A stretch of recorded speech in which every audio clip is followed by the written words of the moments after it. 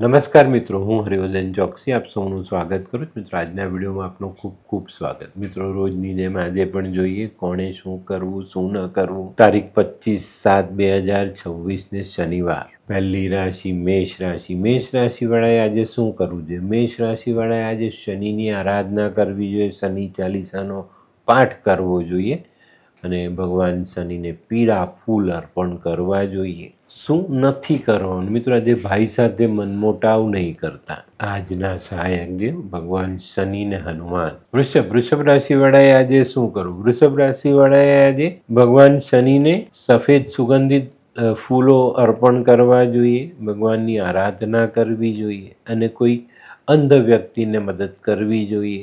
શું નથી કરવાનું? મિત્રો, આજે ઘરની વડીલ સ્ત્રીઓનું અપમાન નહીં કરતા. આજના સહાયક દેવ ભગવાન શનિ અને મા લક્ષ્મી. મિથુન રાશિવાળાએ આજે શું કરવું? મિથુન રાશિવાળાએ આજે કાળા અડદ શનિ મંદિરમાં દાન કરવા જોઈએ અને કોઈ ગરીબ પરિવારને ખાવા માટે ફરસાણ આપવું જોઈએ. શું નથી કરવાનું? મિત્રો, આજે કાળા ભૂરા વસ્ત્ર પહેરવા નહીં. આજના સહાયક દેવ ભગવાન શનિ અને મા દુર્ગા. કર્ક રાશિવાળાએ આજે શું કરવું જોઈએ? કર્ક રાશિવાળાએ આજે પોતાના ગુરુના આશીર્વાદ લેવા જોઈએ. શું નથી કરવાનું? મિત્રો, આજે માછલીનો શિકાર કરવો નહીં કે માછલી ખાવી નહીં. આજના સહાયક દેવ સૂર્યનારાયણ ભગવાન અને શનિદેવ. સિંહ રાશિવાળાએ આજે શું કરવું જોઈએ? સિંહ રાશિવાળાએ આજે શનિની ઉપાસના કરવી જોઈએ, શનિનું પૂજન કરવું જોઈએ અને ભગવાનને સરસવના તેલથી સ્નાન કરાવવું જોઈએ. શું નથી કરવાનું? મિત્રો, આજે માંસાહારનું સેવન બિલકુલ નહીં. આજના સહાયક દેવ સૂર્યનારાયણ ભગવાન. કન્યા રાશિવાળાએ આજે શું કરવું જોઈએ? કન્યા રાશિવાળાએ આજે કોઈ ગરીબ પરિવારને દવાની જરૂર હોય તો દવા અપાવવી જોઈએ. શું નથી કરવાનું? મિત્રો, પૈસા વ્યાજે લેવા નહીં. આજના સહાયક દેવ મા દુર્ગા અને ભગવાન શનિ. આ કેવા કેવા ન્યૂઝ છાપે છે આ લોકો ધરતી. હા, શું હસ્યા કરો છો? આખો દિવસ પેપર વાંચો છો, તમને કઈ ચિંતા થાય છે કે નહીં? આ દુનિયાની ચિંતા હું શું કામ કરું? ગાંડો છું? લોકોની નહીં, આપણી દીકરીની ચિંતા. તેનું ગોઠવાતું નથી.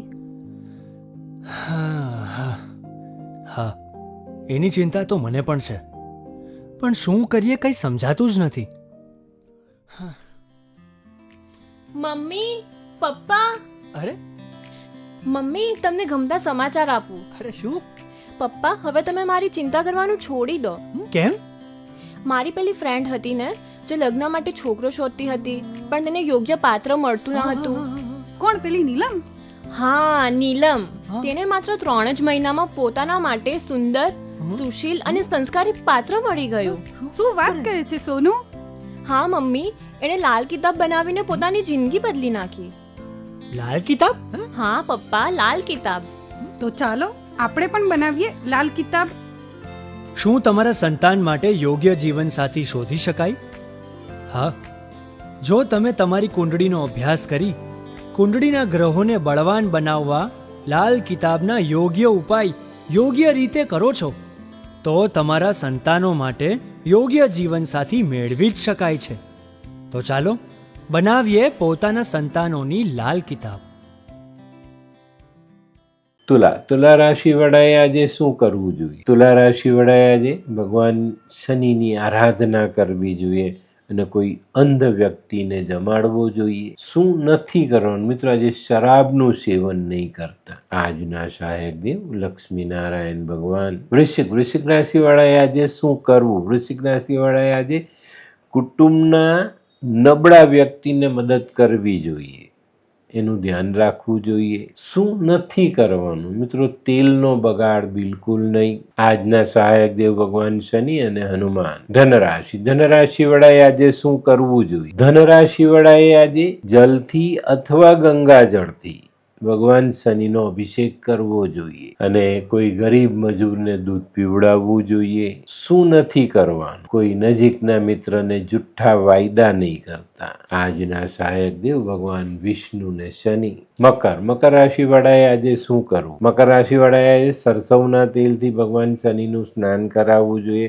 ભગવાનને કાળા અડદ, કાળા તલ, જવ અને કાળું વસ્ત્ર ભગવાનને અર્પણ કરવું જોઈએ. મકર રાશિવાળાએ શું ન કરવું? મકર રાશિવાળાએ આજે આખો દિવસ કોઈની સાથે વાતચીત કરીએ તેમાં અપશબ્દનો ઉપયોગ નહીં કરવો. આજના સહાયક દેવ ભગવાન શનિ. કુંભ રાશિ. કુંભ રાશિવાળાએ આજે શું કરવું? કુંભ રાશિવાળાએ આજે ઘરે આવેલા મહેમાનોને મિષ્ટાન સાથેનું ભોજન કરાવવું જોઈએ. શું નથી કરવાનું? કાળા વસ્ત્ર ધારણ નથી કરવાના. આજના સહાયક દેવ ભગવાન નરસિંહ. મીન રાશિ. મીન રાશિવાળાએ આજે શું કરવું? મીન રાશિવાળાએ આજે હનુમાનજીને સિંદૂર ચડાવવું જોઈએ.